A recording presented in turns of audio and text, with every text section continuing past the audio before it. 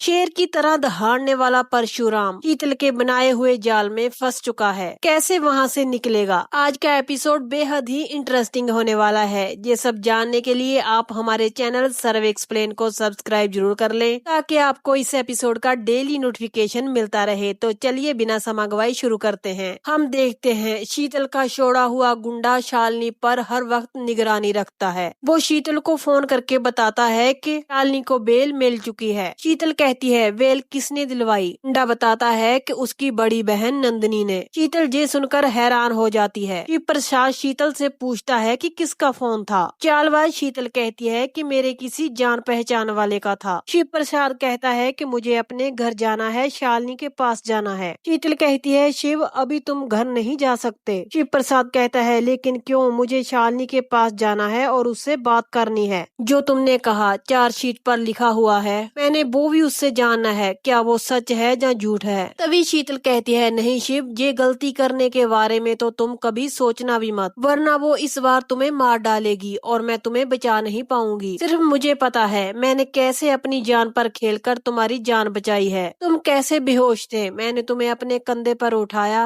और कितनी दूर तक चली और फिर मुझे एक गाड़ी मिली और फिर मैंने कैसे उस ड्राइवर के आगे हाथ पैर जोड़े, वो तब जाकर माना और मैं तुम्हें यहाँ पर ले आई। मैंने तुम्हारे लिए अपना खून भी दिया है। ये सुनकर शिव हैरान हो जाता है। वो कहता है कि तुम ये क्या बोल रही हो? शीतल शिव के सामने हाथ जोड़ती है। वो कहती है कि अब मैं तुम्हें शालिनी के पास नहीं जाने दूंगी। शिव कहता है अच्छा ठीक है, मगर मुझे एक बार तो जाने दो। मुझे एक बार तो शालिनी के साथ जाकर बात करनी ही होगी। मुझे पता है शालिनी मुझ पर गोली नहीं चला सकती और ना ही मुझे मार सकती है। मुझे विश्वास नहीं हो रहा। शीतल बिल्कुल पागलों की तरह करती है। वो कहती है कि मैंने खुद शालिनी को अपनी आंखों से देखा है गोली चलाते हुए। उसकी जिंदगी में कुछ ही दिनों में कोई और मर्द आ जाएगा और मैं तुमको उसकी पिक्चर भी दिखाऊंगी। तुम्हें ये मानना ही होगा शिव, ये शालिनी का बनाया हुआ प्लान था। शालिनी को लगा था कि वो बच जाएगी, मगर वो दोनों गवाह के कारण वो बच नहीं पाई। शीतल कहती है एक बार तो सोचो शिव, मैं तुमसे प्यार करती हूँ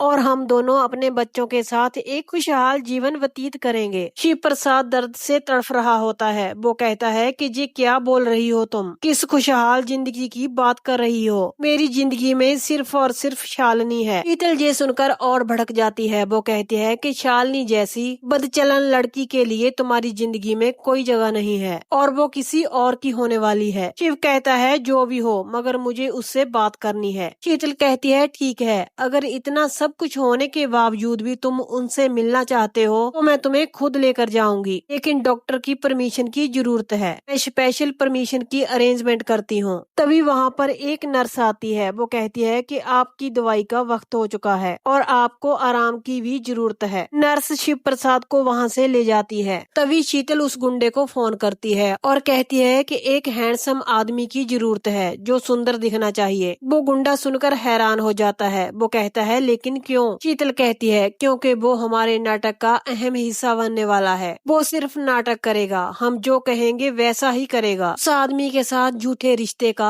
प्लान भी मैं बना लूंगी। गुंडा कहता है अब मैं आपकी बात समझ गया। शीतल कहती है शालिनी को तो मैं नहीं मार सकी, लेकिन उसके करैक्टर पर ऐसा दाग लगाऊंगी कि वो जीते जी मर जाएगी। जब वो शिव की नजरों में गिर जाएगी तो शिव को सच में यकीन हो जाएगा कि शालिनी किसी गैर मर्द के जाल में फंस चुकी है। वो गुंडे से कहती है किसी भी कीमत पर किसी आदमी को ढूंढो, पैसे की चिंता तुम मत करो, मैं पैसे दे दूंगी, आदमी मिल जाने दो, फिर देखना तुम शीतल का कमाल। तो वहाँ पर हम देखते हैं शिव प्रसाद को नर्स बेड पर लेटा देती है। कहती है कि ये नींद की गोली ले लीजिएगा, मैं दोपहर के समय आपके लिए लंच लेकर आती हूँ। तभी शिव प्रसाद को फिर वही बातें घेर लेती हैं। जब शालिनी के हाथ में रिवॉल्वर होता है और शिव प्रसाद को गोली लग जाती है, वो सोचने लग जाता है कि मुझे शालिनी से मिलना ही होगा किसी भी कीमत पर। शिव प्रसाद सोचता है मैं शालिनी के आगे जाकर खड़ा होऊंगा, उसकी आंखों में आंखें डालकर पूछूंगा, मुझे विश्वास नहीं हो रहा, शालिनी तो मेरा प्यार है, मेरी दुनिया है, मेरे बच्चों की माँ है, उसने मुझे गोली क्यों मारी? ये सभी बातें सोचकर शिव प्रसाद बेहद परेशान होता है। है। तो वहीं पर शालिनी भी बेहद परेशान होती है। वो अपना सामान पैक करती है और बच्चे पास खड़े रो रहे होते हैं। शिव प्रसाद के साथ बिताए हुए पलों को याद करती है। शिव प्रसाद के कपड़ों को हाथ में लेकर रोने लग जाती है। चिंटू अपनी मम्मी के पास जाता है। वो कहता है, हम लोग जहाँ से जा रहे हैं क्या? पीहू सवाल करती है, मम्मा पा कहाँ है? वो नहीं चलेंगे हमारे साथ? शालिनी कहती है, पता नहीं, और रोने लग जाती है। वो अपना सामान लेते हैं और बाहर आ जाते हैं। तभी उनको नंदिनी कहती है, चलो हम सब चलते हैं। मगर शालिनी कहती है, नहीं, मैं नहीं जाऊंगी। मल्हार दीक्षित के पैसों से खरीदी हुई टिकट पर मैं ट्रेवल नहीं करूंगी। और तूने तो बिना पैसों के मेरा केस लड़ा है, मेरी जमानत कराई है। मेरे लिए इतना ही काफी है। अब मेरी जिंदगी में दो ही मकसद हैं। पहला मकसद ये साबित करना कि मैं खूनी नहीं हूँ, और दूसरा मकसद ये साबित करना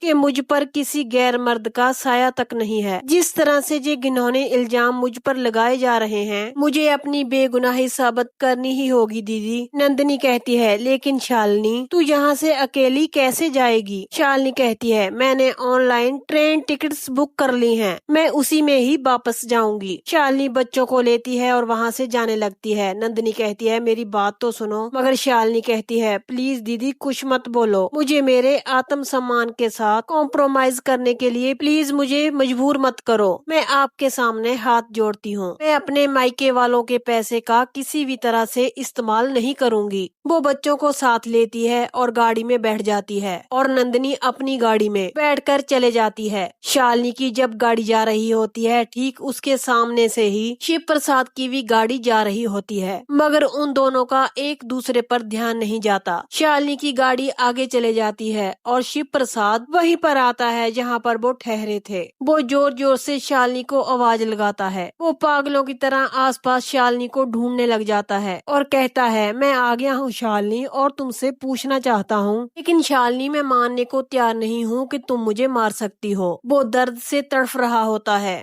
तभी वहाँ पर शीतल आ जाती है। शिव प्रसाद रोने लग जाता है। उसे कहता है कि शालिनी यहाँ पर नहीं है। शीतल उसको गले लगाती है। वो कहती है कि रो मत शिव, तुम्हारे बहते हुए आंसुओं के साथ हमारे मन में जितना भी प्यार है, एहसास है शालिनी के लिए, उन सब को बहने दो। तुम शालिनी से नफरत करना सीखो, क्योंकि इसी में ही तुम्हारी भलाई है। वहाँ पर शालिनी और बच्चे रो रहे होते हैं। ट्रेन पकड़ते हैं और अपने घर की ओर जाने लगते हैं, मगर शालिनी को बार बार वही बातें सता रही थी। वो कहती है, शिव आप कहाँ चले गए? मैं खूनी नहीं हूँ, मैं आपको कभी नहीं मार सकती थी। मैं कुछ भी सोच नहीं पा रही हूँ। मैं कैसे जीऊंगी आपके बिना? आपके बच्चों को कैसे संभालूंगी? तभी शालिनी को उसकी माँ का फोन आता है। वो कहती है कि तू कहाँ है? शालिनी कहती है, मैं ट्रेन में हूँ। शालिनी की माँ उससे पूछती है, क्या तुम्हें पुलिस ने छोड़ दिया? शालिनी ये सुनकर हैरान हो जाती है। वो कहती है, माँ। शालिनी की माँ कहती है, मेरा कहने का वो मतलब नहीं था बेटा, मुझे गलत मत समझ। दरअसल